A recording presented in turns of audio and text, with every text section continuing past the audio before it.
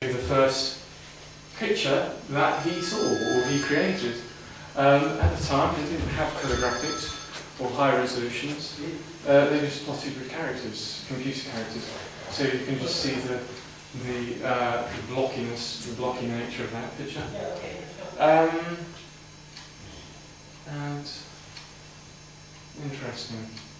So, well, what am I going to say about this? How many of you recognise it, first of all? Any of you? Red what? Sorry? Can't hear you. It's actually,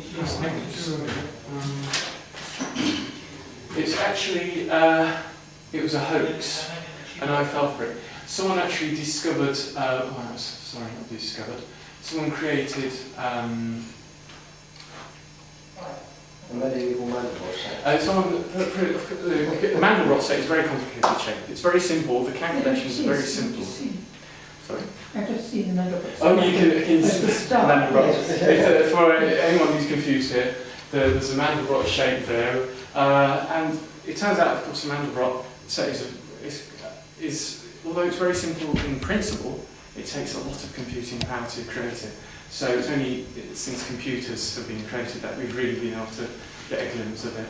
I suppose if someone was really, really, really patient and they were very good with mathematics, they might be able to,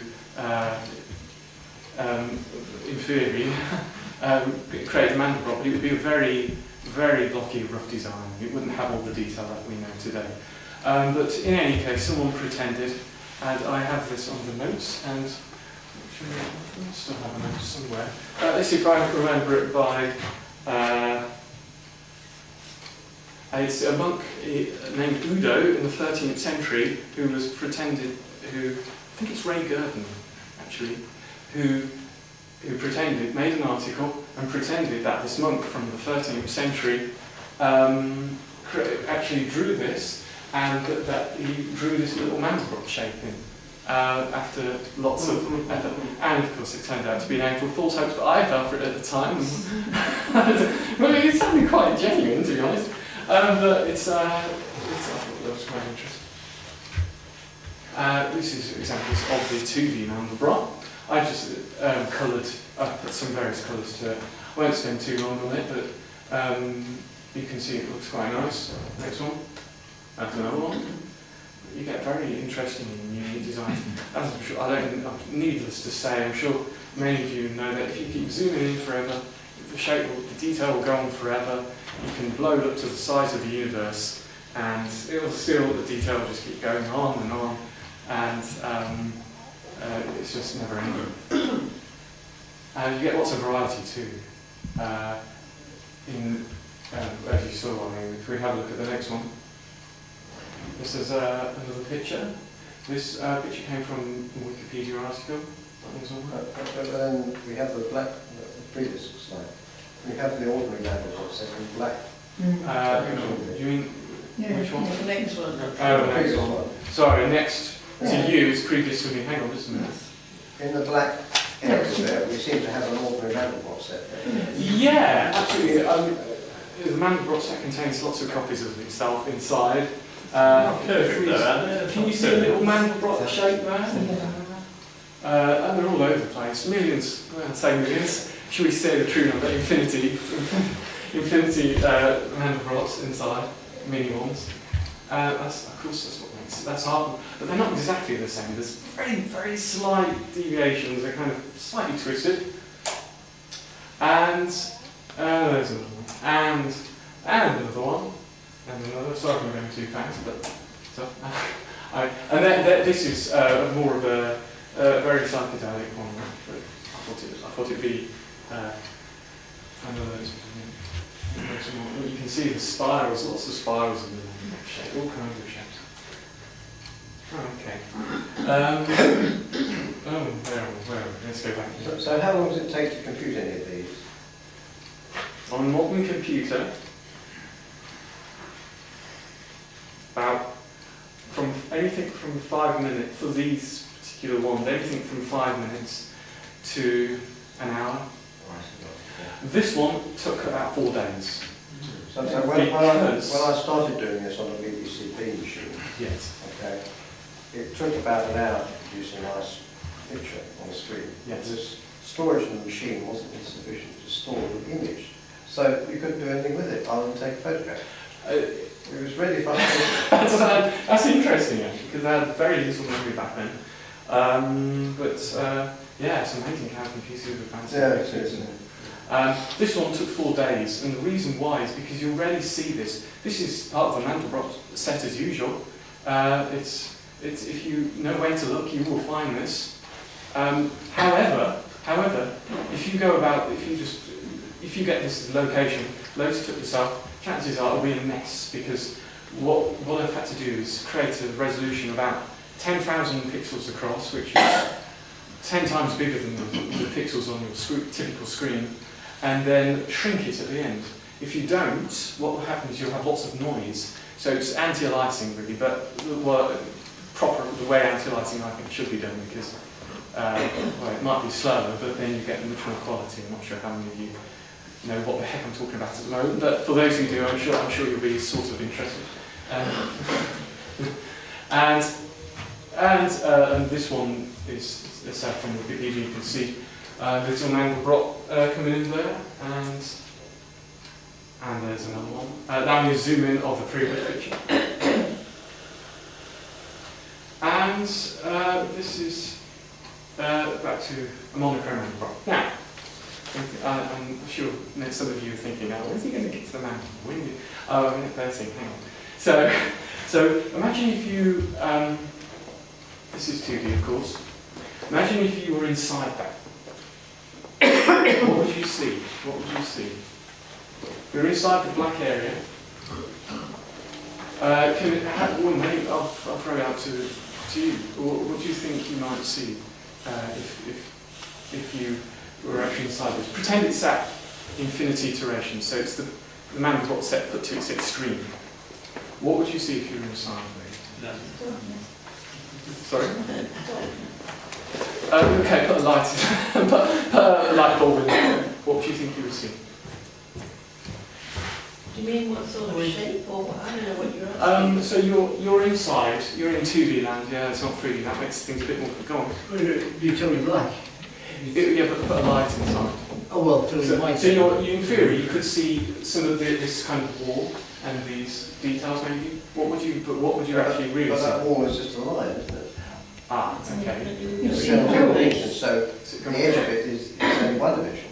Well, okay, yeah, but extrude it sort of like a wall. Does that make sense? Yes. Okay, now what would you see? Holes. Good guess, okay, well that's the obvious guess. I'm glad that at least someone pointed that out. It looks as though you see inside, you see these holes, and you see inside there, and you see that hole. That's not actually what you would see. What would you see? Let's be guessing. I recommend you for actually point out the effect. Is it not just like a flat wall? A flat wall. Ah, why a flat wall? Because it's always extending to infinity. Yeah. You got it, absolutely. If we zoom in to this shape here, this isn't an extreme iteration, but if it were, this would actually just be a circular wall, because these spikes here extend to each other, and you wouldn't even see inside there or inside here. You'd only see like a circular sort of wall, and then you see, well, the only other thing you would see is this kind of spike jutting out the wall. But otherwise, it would be just this basic cardioid shape, which is what you see. So I thought, if we do find a 3D Mandelbrot, how can we see all these lovely details? Because if you made that previous shape into 3D, you'd see just a smooth surface at infinity iterations. And the trick is to actually put it at lower iterations. So for example, here we have 2 iterations, there is 5,000 iterations. Can you see how the shape develops more and more? Hopefully most of you will know what I mean by iterations. It's sort of the way you can develop the Mandelbrot to get a more accurate picture. So if you were to, say, choose this one, so iteration 6, then you'd actually see not just a smooth wall, but you'd actually see sort of curves jutting in and out. You'd see other cavities. And then this one here, iteration 10, here you would again see sort of lots of interesting holes and shapes.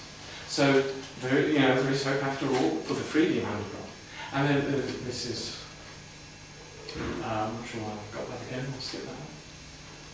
So, now, many have tried to put the Mandelbrot into 3D. I'm surely not the first. There are, for as long as it's been going, I think people have been trying to think of ways, how can we get this 2D shape and put it into 3D? And it turns out that there are many ways you can do it, but none of them kind of keep detail in each dimension. They only keep detail in the plane inside the 3D object. So here's an example. Maybe one of you can guess what this might be. It's a 3D Mandelbrot variant, but it's not what I would call the true 3D Mandelbrot. And that's by rotating it. yes, absolutely. It's actually the 2D Mandelbrot that you saw rotated, spun round. So you could, if you could get a pencil and then you could spin it round like that, really fast, a trillion miles per hour, and it would create this shape. Another thing to think about is the potter's wheel, because when it's still, you don't actually see the pottery. You see all the details, but then when it's moving at a really fast pace, it just looks like a blur, doesn't it? And that's a sort of equivalent here as well. So that's just to prove that it's the 2D Mandelbrot. I've chopped it in half there, and you can see that you've got the 2D shape. So maybe that helps make it a bit clearer. And so, well, just to show again, you can spin this round like. You can spin this around sort of like that, and then of course you get the picture which we've previously just come from. So, next one. Okay, this was made by Paul Borg, if that's how you pronounce his name. And it's a Quaternion, if that's how you pronounce it. Quaternion Julie set. Which means it's put to 4 dimensions, because many say that you can't. You can't. How should we cut this? Previously, it's been pretty well established that you couldn't create a 3D Mandelbrot simply. That was a given. So, the next algebra, which is somewhat consistent, is quaternions. And so people thought, let's use quaternions, not complex numbers. Let's use quaternions to create a 4D Mandelbrot, because we can't do 3D. We can do 2D, which is the normal one. We can't do 3D, but let's try 4D. So this is a 4D equivalent. And to my eye at the time, I'm sure others have said it too, but at the time I thought, it's nice. But it's kind of, it's very smooth. It looks like what I refer to as whipped cream. And because of that, you're not having detail throughout every dimension, let alone the third one. Never mind the fourth, rather. You haven't even got the detail in the third there. Maybe not even in the second. I'm not sure about that. But I was looking for something a bit more than that. So you say that's for the